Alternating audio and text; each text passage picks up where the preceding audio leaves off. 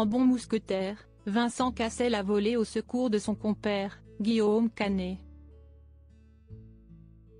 Dans un entretien accordé à Paris Match jeudi 7 décembre, l'ancien époux de Monica Bellucci a défendu le réalisateur, qui s'est retrouvé sous le feu des critiques après la sortie du film Astérix et Obélix, l'Empire du Milieu.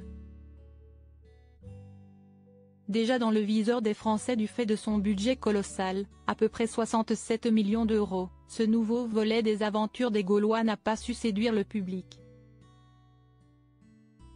Pire encore, il s'est indigné. Nos confrères du Parisien avaient notamment titré « Pourquoi la potion magique fait pchit ?» Et ceux du Figaro avaient écrit « Fidèle à l'esprit de la BD ou le pire du milieu ».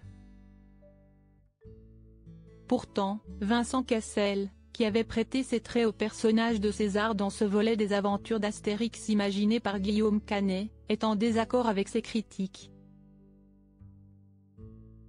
Dans Paris Match, l'acteur a déclaré « Les critiques étaient démesurées, très dirigées contre Guillaume Canet.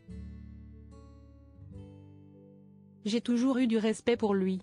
Mais là, quand je l'ai vu au travail avec les choix qu'il fallait faire tout le temps, lui habillé en Astérix, qui est quand même le rôle le moins cool du film, il a encore forcé mon respect. » Supérieur à Vincent Cassel, qui sont les femmes qui ont marqué sa vie? Astérix, flop ou pas flop?